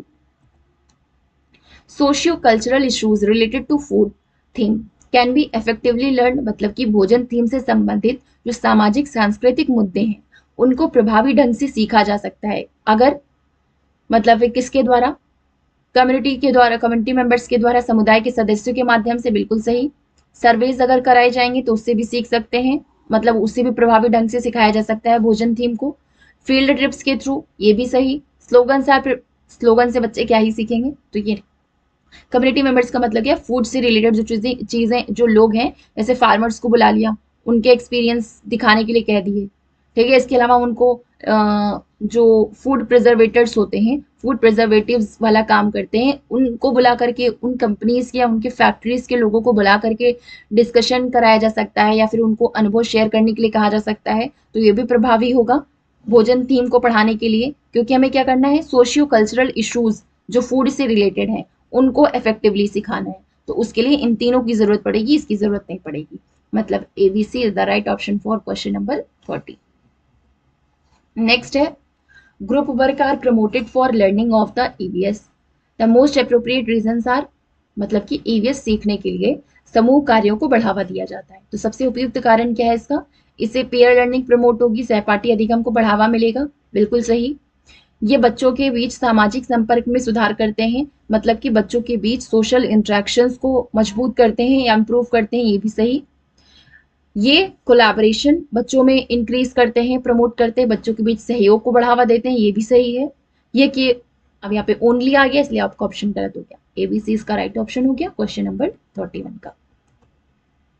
नेक्स्ट है, which of the following challenge may be faced by the EVS teacher in his या हर EVS क्लास, एक EVS की अध्यापिका को अपनी EVS की कक्षा में निम्न में से किन चुनौतियों का सामना करना पड़ सकता है। Multi cultural dimension of his her class, कक्षा के बहुसांस्कृतिक आयाम, बिल्कुल सही। Feeling of each and every student, अब हर एक बच्चे की फीलिंग तो अलग ही होती है, कोई बच्चा रो रहा है, कोई बच्चा दुखी है, कोई बच्चा खुश है, तो हर तरीके की भावना वाले बच्चे हैं और हर एक बच्चे की भावना को समझना, तो ये भी सही है। Everyone's community management culture and way of, अब जब हर एक बच्चा अलग अलग कम्युनिटी से आ रहा है, अलग अलग कल्चर से आ रहा है, तो प्रत्येक की समुदाय, संस्कृति और जीवन शैली, इससे भी रिलेटेड चुनौतियों का उसको सामना करना पड़ सकता है, ये भी सही है। क्लासरूम डिसिप्लिन, डिसिप्लिन वाली गलत, ऑप्शन आपका गलत, ABC इसका राइट ऑप्शन हो जाएगा। नेक्स्ट है, the most appropriate objective of teaching EVS at primary stage is to, प्राथमिक स्तर में EVS पढ़ाने का सबसे उपयुक्त लक्ष्य क्या है। Develop descriptions and definitions of the various concepts to EVS, EVS के विभिन्न प्रत्ययों के वर्णन एवं परिभाषाएं विकसित करना। Provide lot of space to students to explore his her environment, अपने वातावरण का अन्वेषण करने के लिए विद्यार्थियों को पर्याप्त मौके देना। तो यहाँ पे क्या करना है, एक्सप्लोर करना है, मतलब कि बच्चे खुद से एक्सप्लोर करके ज़्यादा से ज़्यादा एनवायरनमेंट को, खुद से ही एनवायरनमेंट का एक्सप्लोर करें या फिर एनवायरनमेंट का अन्वेषण करें, पर्यावरण का, तो ये राइट ऑप्शन हो जाएगा क्वेश्चन नंबर 33 के लिए। मतलब कि सबसे अप्रोप्रिएट उद्देश्य क्या है EVS पढ़ाने का प्राइमरी लेवल पे, जिससे बच्चे खुद से ही ज़्यादा से ज़्यादा अन्वेषण करके पर्यावरण के बारे में समझें। नेक्स्ट क्वेश्चन है, meaningful EVS learning can only be made possible if, मतलब कि अर्थपूर्ण ईवीएस की शिक्षा संभव हो सकती है अगर students local experiences are related to school experiences, मतलब कि विद्यार्थियों के जो स्थानीय अनुभव हैं उनको विद्यालय के अनुभवों से संबंधित किया जाए। तो 34 का right option option number 1। The most appropriate objective of promoting parents and communities participation in the learning of EVS by student is to, मतलब EVS की शिक्षा में शिक्षकों द्वारा अभिभावकों एवं समुदाय की भागीदारी को बढ़ावा देने का सबसे उपयुक्त उद्देश्य क्या है। मतलब कि जो EVS पढ़ाया जाता है, EVS पढ़ाने में शिक्षक क्या करते हैं, अभिभावक और समुदाय इन दोनों का भी पार्टिसिपेशन कराते हैं जिससे कि बच्चे सीख सके। तो उसका उद्देश्य क्या है, provide an opportunity to teachers to know the students socio cultural background, या फिर follow the recommendation of national policies, या फिर maintain discipline in the class. ये तो आपका देखते ही गलत। Know the students and guide them in learning of students, विद्यार्थियों को जानना तथा उनकी शिक्षा में उनका मार्गदर्शन करना। ये भी ऑप्शन गलत हो जाएगा क्योंकि बच्चों को जानने के लिए क्लास में बच्चे आते हैं, टीचर की रिस्पॉन्सिबिलिटी है खुद से बच्चों को एक्सप्लोर करें, उनकी जो इंटरेस्ट है, उनकी क्यूरियोसिटी क्या चीज़ है, या फिर उनको क्या चीज़ें समझ में आ रही है, क्या नहीं समझ में आ रही है, उनके इमोशंस हैं, तो टीचर को उसको खुद से ही एक्सप्लोर करना चाहिए, ना कि इसके लिए अभिभावक और समुदाय की मदद लेनी चाहिए। तो मेन इसका रीज़न क्या है कि टीचर क्या करे, टीचर को अवसर मिल सके कि वो बच्चे की जो सोशियो कल्चरल बैकग्राउंड है उसको समझ सके। अगर उसको समझेगी तो फिर बच्चों को और अच्छे तरीके से लर्निंग की जो भी प्रोसेस है उसको करा सकती है। तो 35 का राइट ऑप्शन हो जाएगा ऑप्शन नंबर 1। नेक्स्ट है qualitative assessment of children's learning in EVS can be done by EVS. बच्चों के सीखने का गुणात्मक आकलन निम्न द्वारा किया जा सकता है। Record of children's ideas observation reports, बच्चों के विचारों का अभिलेख या अवलोकन की रिपोर्ट्स, सही है। ऑब्जर्वेशन ऑफ प्रोसेस स्किल्स, प्रक्रिया कौशलों का अवलोकन, ये भी सही है। पेपर पेंसिल टेस्ट, ये गलत। अचीवमेंट टेस्ट, ये भी गलत। मतलब A and B is the right option for question number 36। Which of the following is a formative assessment tool in EVS? निम्न में से कौन सा है जो EVS शिक्षण में रचनात्मक आकलन का उपकरण है? Portfolio, anecdotal record, rating scale, observation and recording, चारों ही हैं जो कि फॉर्मेटिव टूल असेसमेंट टूल हैं EVS में। तो A, B, C and D is the right option for question number 37. Ramesh frequently asked probing questions in his class 5th EVS class. The appropriate aim is not at improving students, मतलब रमेश अपनी कक्षा 5 की जो पर्यावरण अध्ययन की कक्षा है उसमें खोजपूर्ण प्रश्न पूछता है। मतलब ऐसे क्वेश्चन पूछता है कि बच्चे खुद से ही सोच समझ करके उसका आंसर खोज करके उसका उत्तर दें। तो इसका उद्देश्य क्या है, विद्यार्थी के कौन से कौशल के विकास का नहीं है, डिमॉन्स्ट्रेशन स्किल का नहीं है, ऑब्जर्वेशन स्किल डेवलप होगी, इससे क्रिएटिव स्किल भी डेवलप होगी और लिसनिंग स्किल भी डेवलप होगी। लिसनिंग स्किल इस तरीके से डेवलप होगी कि बच्चा उस क्वेश्चन को ठीक तरीके से सुनेगा, समझेगा, तभी तो उसको खोजपूर्ण उत्तर दे पाएगा, खोज करके उसका उत्तर दे पाएगा। तो लिसनिंग स्किल भी इससे डेवलप होगी। डिमॉन्स्ट्रेशन स्किल नहीं होगी। पूछा था कौन से स्किल का विकास नहीं होगा, तो डिमॉन्स्ट्रेशन स्किल का नहीं होगा, इसलिए राइट ऑप्शन इसका ऑप्शन नंबर 1 हो जाएगा। इन्वायरमेंटल स्टडीज में which of the following are characteristics of problem solving, पर्यावरण अध्ययन में निम्नलिखित में से कौन सा है जो कि समस्या समाधान का गुण है। कंस्ट्रक्शन, इसमें प्रॉब्लम सॉल्विंग है, कोई चीज सृजन किसी चीज की नहीं की जाती, जो प्रॉब्लम होता है उसी का बस सोल्यूशन निकालना होता है। तो ये गलत। सिलेक्शन, सेलेक्ट किया जाता है, बिल्कुल सही। देखले में भाषण, ये भी आपका गलत हो गया। राइटिंग, लेखन, ये इसमें प्रॉब्लम सॉल्विंग में आता है। तो बी एंड सी या 1 2 3 4 करके कर लीजिए, मतलब कि 2 और 4 इसका राइट ऑप्शन हो जाएगा। An anecdotal record should not, मतलब कि उपाख्यानात्मक अभिलेख में इनमें से क्या है जो कि नहीं होना चाहिए। फोकस ऑन प्रॉब्लम, समस्याओं पर केंद्रित होना। पूछा है कि क्या नहीं होना चाहिए, तो प्रॉब्लम पर फोकस नहीं होना चाहिए, सही है। जजमेंट्स, निर्णायक नहीं होना चाहिए, ये भी सही है। Identify children's strengths and weakness, ये चीज नहीं होनी चाहिए, मतलब कि बच्चों की जो कमजोरियां हैं और उनकी जो स्ट्रेंथ्स हैं उन सब चीजों को आइडेंटिफाई नहीं करना चाहिए, तो ये गलत। बच्चों के इंटरेस्ट और क्यूरियोसिटी का आइडेंटिफिकेशन नहीं होना चाहिए, ये भी गलत। तो फोकस ऑन प्रॉब्लम्स और make judgements, A and B. मतलब यहाँ पे यही कर लीजिए, ए एंड बी इसका राइट ऑप्शन हो जाएगा। Sarita teaches the topic games we play by taking students to the play field and making them play different games on different days. Meenu teaches the same topic by showing picture cards of different games to students. Who is using a more effective strategy for maximum involvement of students? खेल खेल में पाठ पढ़ाते हुए सरिता क्या करती है, अपने बच्चों को खेल के मैदान में ले जाती है और उन्हें अलग अलग दिनों में विभिन्न खेल खिलाती है, जबकि मीनू उसी पाठ को पढ़ाने के लिए अलग अलग खेलों के जो चित्र कार्ड हैं उनको दिखा करके विद्यार्थियों को पढ़ाती है। तो दोनों में से कौन सा है जो कि प्रभावी रणनीति होगा, सरिता की या फिर मीनू की? तो सरिता की प्रभावी रणनीति होगी, क्योंकि वो क्या कर रही है, बच्चे को लर्निंग बाय डूइंग वाले मेथड से सिखा रही है कि बच्चा वहां पे जाएगा प्लेग्राउंड पे तो फिर वो खुद से उस चीज को सीखेगा, देखेगा, ऑब्जर्व करेगा और एक्सप्लोर करके सीखेगा। तो इसका right option Sarita. Madhu studying in class third identifies rose and tulsi plants planted at his home. तो which of the following process are involve in the identification of plants? कक्षा 3 में पढ़ने वाली मधु अपने घर में जो गुलाब और तुलसी इन दोनों के पौधे लगे हुए हैं उनको पहचानती है। तो पौधों की पहचान में निम्नलिखित में से कौन सी प्रक्रिया है जो कि शामिल है? उसने ऑब्जर्व किया होगा तभी तो उससे पता चला, तो ऑब्जर्वेशन तो आएगा। कंपेयर किया होगा, मतलब कि रोज और tulsi plants planted at his home. Prediction, अनुमान नहीं लगाया किसी तरीके का, डिसीजन मेकिंग भी इसमें किसी तरीके का नहीं आया है, कंपैरिजन किया है, तुलना की है।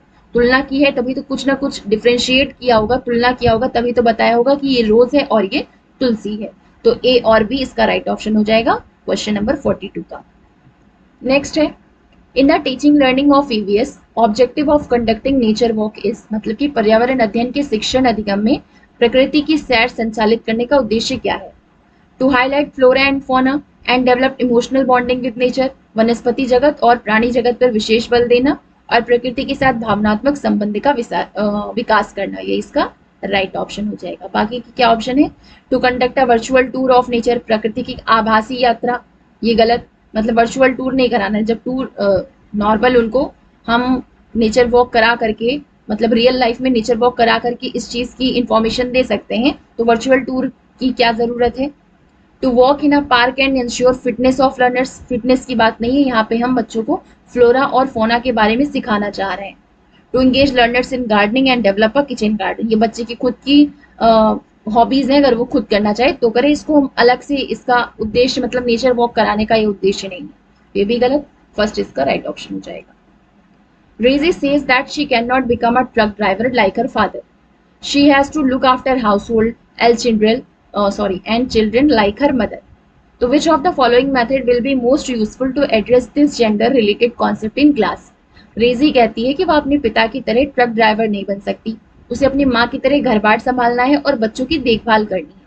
तो इनमें से कौन सी विधि है जो कक्षा में जेंडर संबंधी इस अवधारणा को संबोधित करने के लिए सबसे ज्यादा उपयोगी रहेगी? तो ये होगा ग्रुप डिस्कशन।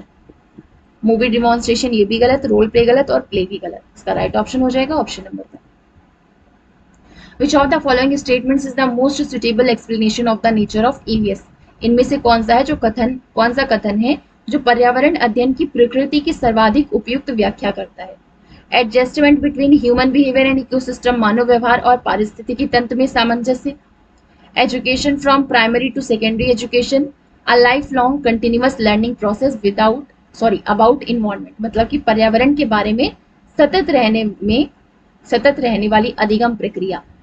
मतलब कि जो ईवीएस है, ईवीएस की अगर प्रकृति बतानी है तो ईवीएस की प्रकृति कौन सी चीज है जो सबसे ज्यादा अच्छे से एक्सप्लेन करेगी कि जो ईवीएस है, इन्वायरमेंट है, वो लाइफ लॉन्ग प्रोसेस है, मतलब पूरी लाइफ हम इन्वायरमेंट के बारे में सीखते हैं और जानते हैं। Which of the following statements best exhibit the nature of EVS? पर्यावरण अध्ययन की प्रकृति को निम्नलिखित में से कौन सा कथन है जो सर्वोत्तम प्रकार से प्रदर्शित करता है? EVS is not a separate subject in itself, पर्यावरण अध्ययन अपने आप में कोई अलग विषय नहीं है।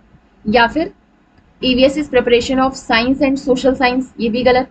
EVS is awareness and sensitivity about our environment and environmental problems, मतलब जो पर्यावरण अध्ययन है वो पर्यावरण और पर्यावरणीय समस्याओं इन दोनों के बारे में जागरूकता और संवेदनशीलता है। तो यही इसका राइट ऑप्शन हो जाएगा क्वेश्चन नंबर 46 का।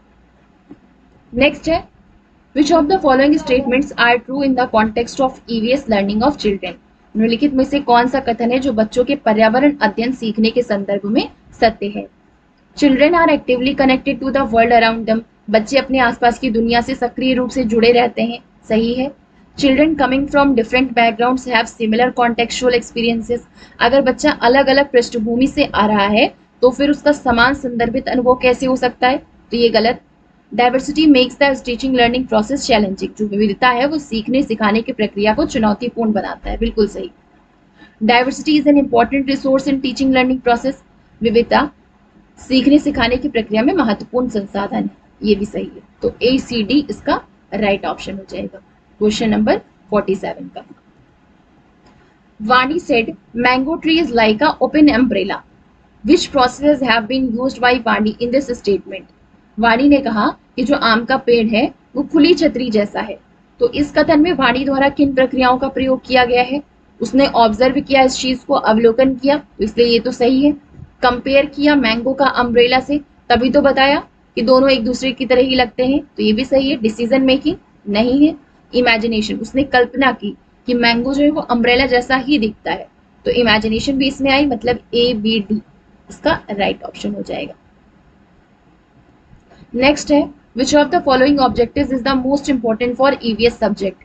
पर्यावरण अध्ययन विषय हेतु निम्नलिखित में से कौन सा उद्देश्य है जो सबसे ज्यादा महत्वपूर्ण है। Development of understanding of subject concepts, विषयगत अवधारणाओं की समझ का विकास। Development of understanding of practical activity, प्रायोगिक गतिविधि की समझ का विकास। Development of abilities of observation, inquiry, logic and conclusion, मतलब कि अवलोकन, खोजबीन, तर्क व निष्कर्ष, इन क्षमताओं का विकास। यही सबसे ज्यादा महत्वपूर्ण उद्देश्य है पर्यावरण अध्ययन का। Folklores are important resource for teaching environmental studies. तो which of the following statements provide suitable explanation of this fact? जो लोक कथाएं हैं वो पर्यावरण अध्ययन शिक्षण के लिए एक महत्वपूर्ण संसाधन है। तो इनमें से कौन सा कथन है जो इस तथ्य की उपयुक्त व्याख्या प्रदान करते हैं। Folklores develop children's imagination, लोक कथाएं बच्चों की कल्पना का विकास करती हैं। Folklores connect children with their environment, लोक कथाएं बच्चों को अपने परिवेश से जोड़ती हैं। Folklores provide moral message to children about environment, लोक कथाएं किसी तरीके से बच्चे की कोई भी नैतिक संदेश नहीं देती हैं।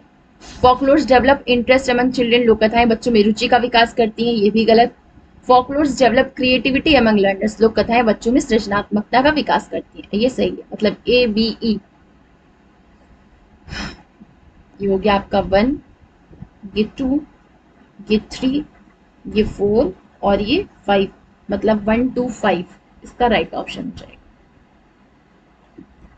नेक्स्ट है अनिल, कक्षा 5 का विद्यार्थी, अपनी टीचर कृष्णन से कहता है ऐसा क्यों होता है कि जो पत्थर है वो पानी में तैरता है और paper does not, what should Krishnan do. कक्षा 5 का विद्यार्थी अनिल अपने शिक्षक कृष्णन से पूछता है कि ऐसा क्यों है कि पत्थर पानी में डूब जाता है लेकिन कागज नहीं डूबता है। तो कृष्णन को ऐसे क्या करना चाहिए इस टाइम पर, उनको सॉलिड का कॉन्सेप्ट समझाना चाहिए। गलत, एक्सप्लेन करने वाली चीजें आपकी सब गलत।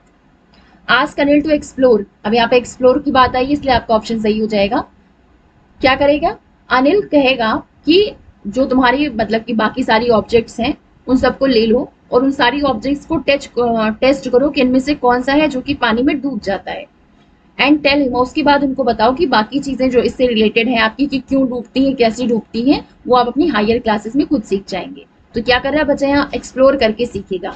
अब कई सारी चीजें उसने उठा करके उसको डाला तो वो इससे सीख जाएगा कि कुछ चीजें ऐसी हैं जो कि डूब रही हैं और कुछ चीजें ऐसी हैं जो कि नहीं डूब रही हैं। तो उसको समझ में आ जाएगा कि जो चीजें भारी होती हैं वो डूब जाती हैं और जो चीजें हल्की होती हैं वो नहीं डूबती हैं। तो इस तरीके से खुद से एक्सप्लोर करके इस कॉन्सेप्ट को वो समझ लेगा और जो बाकी चीजें हैं कि क्यों डूबती हैं तो वो अपनी हायर क्लासेस में खुद से सीखेगा। तो यही इसका राइट ऑप्शन हो जाएगा। Manorama asked her students how many legs does the animals around them have. As an EVS teacher, what should be the most appropriate objectives behind this activity? Manorama अपने विद्यार्थियों से पूछती है कि उनके आसपास रहने वाले जो जीव हैं उनमें कितने पैर हैं। एक पर्यावरण अध्ययन अध्यापक के रूप में इस गतिविधि के पीछे सबसे उपयुक्त उद्देश्य कौन से होने चाहिए। To acquaint students about different body parts of animals, विद्यार्थियों को जानवरों के विभिन्न शरीरों से अवगत कराना, नहीं।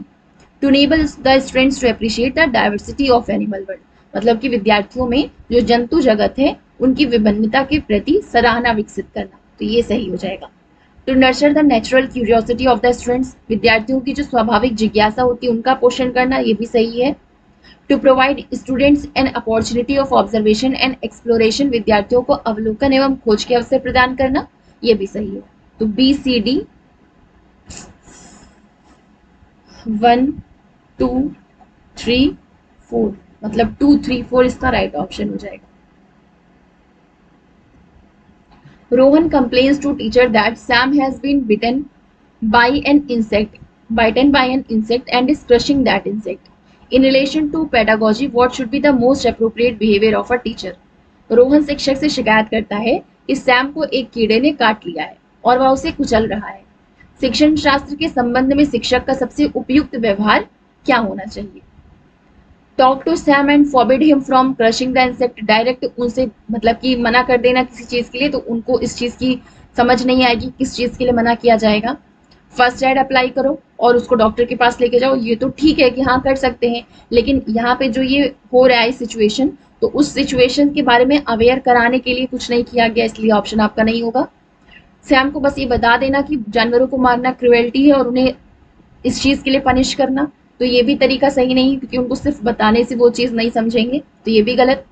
Ask Sam what will happen if all insects are killed, Sam से पूछेंगे कि अगर सभी कीड़ों को मार दिया जाए तो क्या होगा, तो ये इसका राइट ऑप्शन हो जाएगा। Eight primary level the EVS curriculum recommended NCERT, मतलब प्राथमिक स्तर पर जो एनसीईआरटी द्वारा अनुशंसित पर्यावरण अध्ययन पाठ्यचर्या है वो क्या है? Prescriptive, suggestive, declarative, explorative. तो एक्सप्लोरेटिव अन्वेषणात्मक भी है और सजेस्टिव मतलब सुझात्मक भी, प्रिस्क्रिप्टिव और डिक्लेरेटिव नहीं। तो बी एंड 1 2 3 4, मतलब कि आपका सजेस्टिव है और एक्सप्लोरेटिव 2 और 4 इसका राइट ऑप्शन हो जाएगा। Which of the following terms describes the characteristics of an EVS teacher? निम्नलिखित में से कौन से पद पर्यावरण अध्ययन शिक्षक की विशेषताओं की व्याख्या करते हैं? कंटेंट ट्रांसमीटर, विषय वस्तु का संचारक, लर्निंग फैसिलिटेटर, मतलब बच्चा सीखता है तो सीखने के लिए टीचर की जरूरत पड़ती है, और टीचर किस तरीके से होना चाहिए? जो कि अधिगम में सहज करता हो, जो फैसिलिटेट करे, तो ये ऑप्शन सही। को लर्नर, इस तरीके से बच्चों को लगे कि साथ में सीख रहा, उससे अधिगम करता, तो ये भी सही है। बिहेवियर का ट्रांसफॉर्म, ये भी गलत। कंटेंट ट्रांसैक्टर, ये भी गलत, तो बी और सी इसका राइट ऑप्शन हो जाएगा। Buzz group in EVS teaching learning process are to EVS, शिक्षण अधिगम प्रक्रम में जो बज समूह है उसका दायित्व क्या है? Check effects of noise pollution, ध्वनि प्रदूषण के प्रभावों पर नियंत्रण रखना, assess the goals of EVS transaction, EVS संपादन के लक्ष्यों का आकलन करना, assign a small group and issue along with task to complete, मतलब एक छोटे से समूह को कोई कार्य पूर्ण करने के साथ साथ उन्हें एक समस्या देना, यही मतलब होता है बस ग्रुप का। In order to study an identified environmental issue, which method would be most appropriate? किसी चिन्हित पर्यावरणीय समस्या के अध्ययन के लिए कौन सी विधि है जो सबसे ज्यादा उपयुक्त होगी? Interview method, observation method, problem solving method या क्वेश्चनेयर मेथड? तो ये होगा प्रॉब्लम सॉल्विंग मेथड, समस्या समाधान विधि। नेक्स्ट क्वेश्चन है आपका, which of the following are the process skills of environmental studies, निम्नलिखित में से कौन सा है जो कि पर्यावरण अध्ययन की प्रक्रिया कौशल है? एनलिस्टिंग फैक्ट्स, तथ्यों की सूची बनाना, गलत। सवाल उठाना है। हाइपोथेसाइजिंग, परिकल्पनाएं बनाना।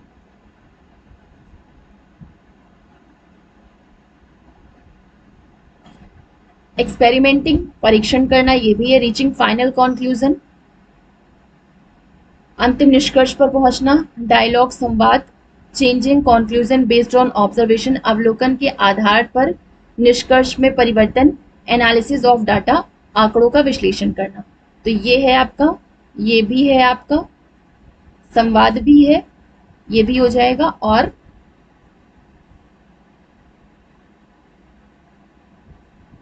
एक्सपेरिमेंटिंग, परीक्षण करना, ये भी हो जाएगा। मतलब कि आपका B D F G H, ये इसका राइट ऑप्शन हो जाएगा।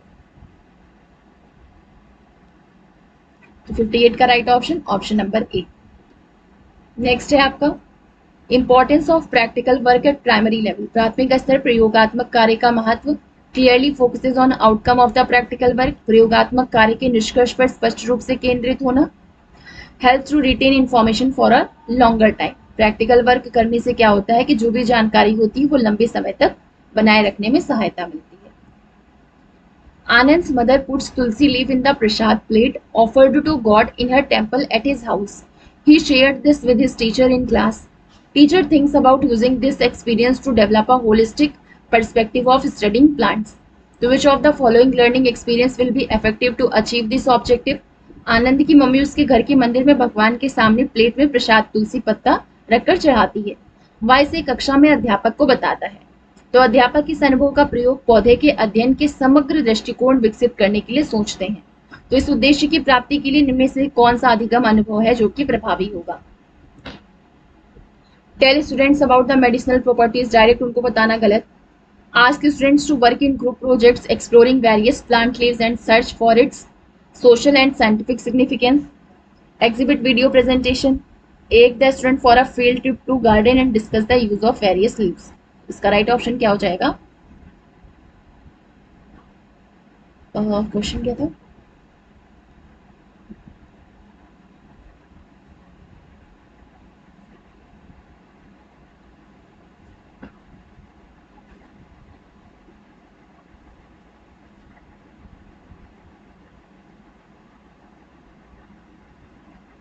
ये आपका राइट ऑप्शन रहेगा। बच्चों से कहना, विद्यार्थियों से समूह परियोजनाओं में कार्य कर विभिन्न पौधों की पत्तियों का अन्वेषण करके उन्हें सामाजिक एवं वैज्ञानिक महत्व खोजने के लिए कहना। गीतिका asked her father, why do you call grandmother mother while the neighboring auntie calls her auntie, rickshaw wala calls her mausi, sabji wala calls her tai? Is she not the same person? Geetika's father, who is a teacher, thinks this as a suitable question to introduce the sub-theme relationship. So which of the following objectives of teaching EVS at the primary stage is concerned with this? मतलब ये सारी चीजें जो है कि गीतिका अपने father से पूछती है कि आप दादी को माँ बोलते हैं, पड़ोस की आंटी उन्हें आंटी कहती है, रिक्शे वाला मौसी कहता है, सब्जी वाला ताई कहता है। तो क्या वो एक ही व्यक्ति नहीं है? अब गीतिका के पापा जो शिक्षक हैं ये सोचते हैं कि ये उपविषय संबंध पढ़ाने के लिए सबसे उपयुक्त सवाल है। तो इनमें से प्राथमिक स्तर पर पर्यावरण अध्ययन पढ़ाने का कौन सा उद्देश्य इससे संबंधित है? To comprehend relationship between social and cultural environment, to develop an understanding drawn from life experience and social aspect of life, जीवंत अनुभवों और जीवन के सामाजिक पक्ष से उपजी समझ का विकास। तो ये इसका राइट ऑप्शन हो जाएगा, क्योंकि बच्चे जब अपने जो उनका लोकल एक्सपीरियंस है उससे रिलेट करके बच्चों को चीजें पढ़ाई जाती हैं तो वो चीजें बच्चों को ज्यादा इफेक्टिव होती हैं। Rehan was sneezing constantly.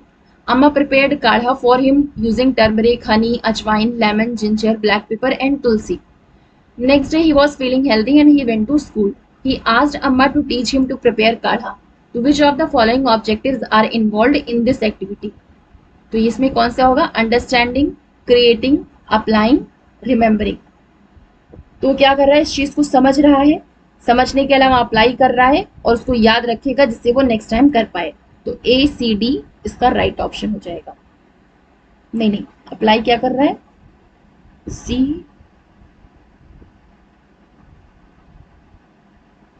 आपका ये नहीं होगा, इसमें ऑप्शन इधर उधर हो गए हैं क्या? क्रिएटिंग मतलब क्रिएट कर रहा है, निर्माण कर रहा है, बना रहा है, अप्लाई कर रहा है और उसको याद करने का काम कर रहा है। तो BCD is the right option for this. ये हो गया। नेक्स्ट है, in an EVS classroom teaching ads should be. एक पर्यावरण अध्ययन की कक्षा में शिक्षण साधनों को कैसा होना चाहिए? इजिली अवेलेबल हो, सराउंडिंग में से हाई डेफिनेशन वाले नहीं होने चाहिए, always based on using one of the senses of learners, ऐसे होने चाहिए जो कि बच्चों के ज्यादा से ज्यादा सेंसेस उसमें इन्वॉल्व हो, ना कि केवल एक। एक्सपेरिमेंट बेस्ड होना चाहिए, ये भी सही है, मतलब A और D इसका राइट ऑप्शन हो जाएगा। अच्छा, ऑलवेज लिखा है, हमेशा एक्सपेरिमेंट बेस्ड होना चाहिए, इसलिए ये भी गलत, मतलब only A। Which of the following statements are the correct about experimentation? इनमें से कौन सा कथन है जो प्रयोग के बारे में सही है? Results of the experiment must be given in the text book, पाठ्यपुस्तक में दिए जाने चाहिए जिससे कि सभी विद्यार्थी पुष्टि कर सकें, गलत। तो इसका अपोजिट वाला जो है वो सही हो जाएगा, मतलब कि जो प्रयोग हैं, प्रयोग के परिणाम है वो पाठ्यपुस्तक में नहीं दिए जाने चाहिए जिससे विद्यार्थी स्वयं से अवलोकन, जांच पड़ताल और सामान्यीकरण कर सके। Results of the experiment must be provided by teachers so that students can verify, ये भी गलत। प्रयोगों के परिणाम शिक्षकों द्वारा बताए जाने चाहिए जिससे विद्यार्थी पुष्टि कर सके। इससे खुद तो एक्सप्लोर नहीं कर पाएंगे, तो ये ऑप्शन गलत, तो इसका अपोजिट जो है वो कि सही हो जाएगा, मतलब बी और डी इसका सही ऑप्शन हो जाएगा। नेक्स्ट है, while presenting chapter 3 water or water, Seema correlated the lines of poem when the water breaks in flood with the recent floods in Gujarat. Chutki asked that why is there flood in Gujarat and not in her city? Which of the following will be the most appropriate to solve this question? Part 3, पानी रे पानी प्रस्तुत करते समय सीमा ने कविता की पंक्ति पर जब जल बाढ़े लाता है को गुजरात में आई बाढ़ से संबंधित चर्चा की। तो छुटकी ने पूछा कि गुजरात में बाढ़ क्यों आई है और उसके शहर में क्यों नहीं आई है। तो इनमें से कौन सा प्रश्न है जो कि सबसे ज्यादा उपयुक्त हल होगा? Classroom discussion, photographs, working model या visit to the flood area? इसका राइट ऑप्शन हो जाएगा option number 3, working model. In the chapter Water O Water of EVS class 3rd, Uncle gave Hiren and Chutki mango panna in steel tumblers. Chutki asked for panna only in a glass tumbler. Uncle poured the panna in a glass tumbler. Chutki complained, Uncle, you have given me less panna. So Chutki is in which of the following stages according to Piaget's learning theory of cognitive development? तो वो आएगी pre operational stage, पूर्व संक्रियात्मक अवस्था। जिस stage में ये सारे concept develop नहीं हुए रहते हैं वो होता है प्री ऑपरेशनल स्टेज में, पूर्व संक्रियात्मक अवस्था में। Shama cannot see. Her mother brings her to school daily, but she does not like coming to school. She tells her mother that she has not friends and she also does not understand what is being taught in the class. So which of the following will be most appropriate for Shama's teacher to do? शमा देख नहीं सकती, उसकी mummy उसे रोज school लेकर आती है, लेकिन उसे स्कूल आना अच्छा नहीं लगता, तो वो अपनी मम्मी को कहती है कि उसका कोई दोस्त नहीं है और उसे कक्षा में जो पढ़ाया जाता है वो समझ में भी नहीं आता। तो शमा के शिक्षक को उसके लिए निम्नलिखित में से क्या करना सबसे उपयुक्त होगा? शमा से बात करें, उसको एक्सप्लेन करें, गलत। बच्चों से बात करें और बच्चे मतलब बच्चों से कहें कि उसके दोस्त बन जाए। तो डायरेक्ट अगर उनसे ऐसे कहेंगे तो बच्चे तो थोड़ा सा अपने इंटरेस्ट के हिसाब से चलते हैं, तो वो ऐसा कहने से तो करेंगे नहीं, तो ये भी गलत। Plan a play with all the students of the class with the important rule for Shama in it, ये सही हो जाएगा। टॉक विद टीचर्स से बात करें और ये श्योर करें कि शमा को जो भी क्लास में पढ़ाया जा रहा है वो समझ में आए। तो 3 और 4 मतलब कि सी और डी इसका राइट ऑप्शन हो जाएगा। Using text books as resource in EVS teaching learning, पर्यावरण अध्ययन के शिक्षण अधिगम में संसाधन के रूप में पाठ्य पुस्तकों का प्रयोग is less effective in development of process skills, क्योंकि बच्चा जो चीज करके खुद से सीखता है तो उसको ज्यादा समझ में आती है, वो प्रोसेस स्किल्स का डेवलपमेंट ज्यादा करता है। मतलब जैसे कि आपका ऑब्जर्वेशन है, मेजरमेंट है, कम्युनिकेटिंग है, ये सारी चीजें, इन्फेरेंस है, इन्फेर करना, तो ये सारी चीजें, और प्रिडिक्ट करना, ये सारी प्रोसेस स्किल्स में आती हैं। तो ये प्रोसेस स्किल्स का डेवलपमेंट करने के लिए जो बुक्स होती हैं वो कम इफेक्टिव होती हैं, तो ये सही हो जाएगा। Which of the following is the most important factor for the selection of methods to present concept in EVS? पर्यावरण अध्ययन में अवधारणाओं को प्रस्तुत करने की विधियों के चयन के लिए निम्नलिखित में से कौन सा है जो सबसे ज्यादा महत्वपूर्ण कारक है? Nature of concept, richness of live experiences, जीवंत अनुभवों की समृद्धता, या फिर लर्निंग प्रेफरेंस ऑफ स्टूडेंट, विद्यार्थियों की अधिगम प्राथमिकता, वरीयता। यही इसका राइट ऑप्शन हो जाएगा। Group discussion is a suitable method for teaching environmental studies due to which of the following reason? मतलब पर्यावरण अध्ययन शिक्षण हेतु इनमें से किस कारण से जो समूह चर्चा है वो सबसे ज्यादा उपयुक्त विधि होती है? इंटरपर्सनल स्किल्स इससे डेवलप होती हैं। बच्चे क्या करते हैं? Respect diversity, helps in multipurpose thinking and novel solution, बहुमुखी चिंतन एवं नवीन समाधान में ये सहायक होते हैं। The syllabus of EVS is organized in which of the following manner? पर्यावरण अध्ययन का जो पाठ्यक्रम है वो इनमें से किस प्रकार संगठित है? Beginning from child's immediate surroundings to the wider environment, मतलब बच्चे के निकटस्थ परिवेश से प्रारंभ होकर व्यापक पर्यावरण से प्रारंभ होकर बच्चे के निकटस्थ,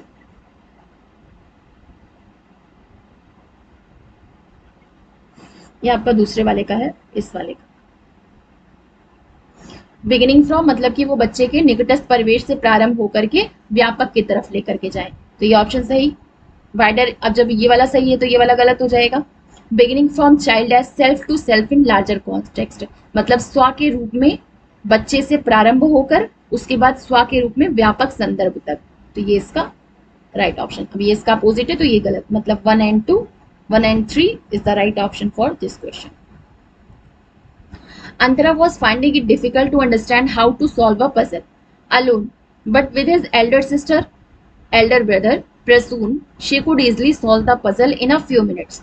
तो which of the following may be the reason for this? अंतरा को अकेले पहेली हल करना मुश्किल लग रहा था, लेकिन अपने बड़े भाई प्रसून के साथ वह कुछ ही मिनटों में पहेली को आसानी से सुलझा सकी. तो इसका कारण इनमें से क्या हो सकता है? अब क्या है, बच्चे की खुद की कैपेबिलिटी से आगे बढ़कर किसी की हेल्प से वो आगे बढ़ सकी, उस चीज को सॉल्व कर सकी, मतलब कि इसके फोल्डिंग हुई है, तो ये किस चीज में आएगा? Children can cross the zone of proximal development through the scaffolding provided by adult support. The syllabus in EVS at primary level is organized in manner that it begins. प्राथमिक स्तर पर जो EVS है उसका पाठ्यक्रम इस तरीके से व्यवस्थित किया जाता है कि वो किस चीज से शुरू होता है? लर्नर की इमीडिएट सराउंडिंग से, मतलब सीखने वाले के तत्काल परिवेश से.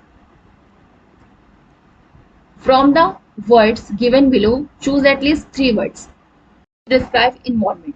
फ्लोरा एंड फोना, वनस्पति जात और प्राणी जात, ये इन्वायरमेंट को डिस्क्राइब करते हैं. बायोटिक, एबायोटिक, ये भी डिस्क्राइब करते हैं. सोशल और कल्चरल, सामाजिक और सांस्कृतिक, ये भी डिस्क्राइब करते हैं. क्रिएटिव और क्यूरियस, ये गलत है, क्योंकि ये सारी चीजें हैं जो कि पर्यावरण के लिए हैं, और ये है कि पर्यावरण,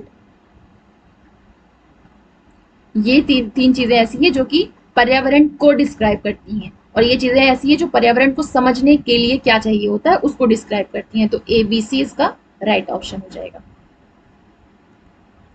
सर्वे and write has been included in some chapters of EVS text book for grade 5. It aims at, मतलब कक्षा 5 की जो EVS पाठ्य पुस्तक है उसमें कुछ पाठों में सर्वे और लिखो सम्मिलित किया गया है. तो इसका उद्देश्य क्या है? Giving opportunities to students to explore and learn. Explore ये आपका कीवर्ड होता है, ये आपका वैसे भी सही ऑप्शन हो जाएगा कि विद्यार्थियों को खोजने और सीखने के अवसर देने के लिए ही सर्वे और लिखो सम्मिलित किया गया है.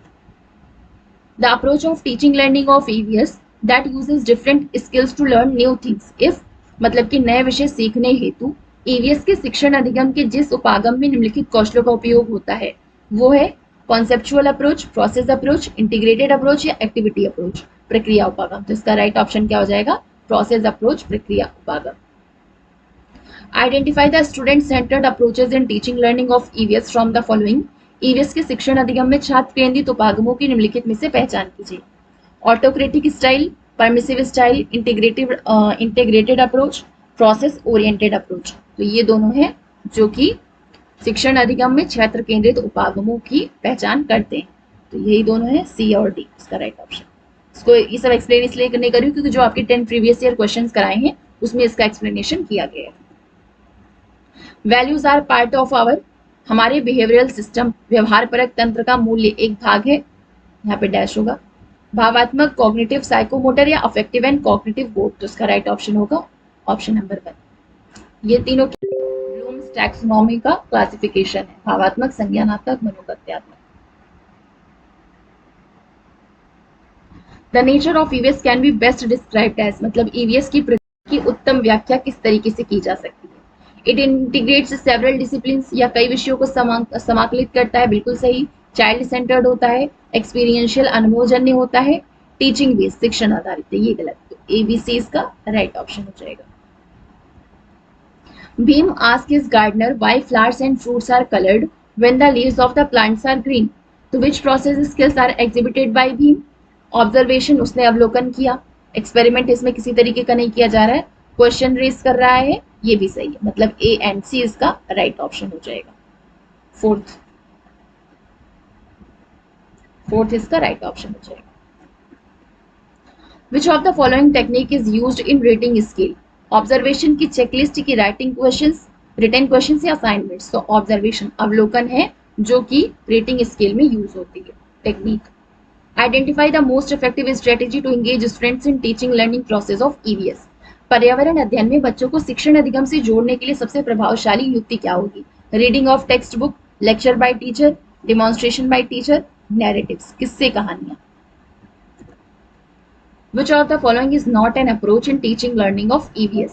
इंटीग्रेटेड ये है, प्रोसेस ये भी है, ऑटोक्रेटिक ये नहीं है, कॉन्सेप्चुअल भी है. तो इसका राइट ऑप्शन क्या हो जाएगा? ऑप्शन नंबर 3, मतलब कि ऑटोक्रेटिक अप्रोच जो है वो ईवीएस की टीचिंग लर्निंग की नहीं। Teaching learning process in EVS should depend upon, पर्यावरण अध्ययन में जो शिक्षण अधिगम है वो किस चीज पर निर्भर करता है? Prior learning experiences of child, बच्चों के पूर्व अनुभवों पर, availability of resources, school philosophy पर, नीड्स ऑफ चिल्ड्रेन। ये भी सही, मतलब ए बी डी इसका राइट ऑप्शन हो जाएगा। विच of the following is a must in EVS classroom?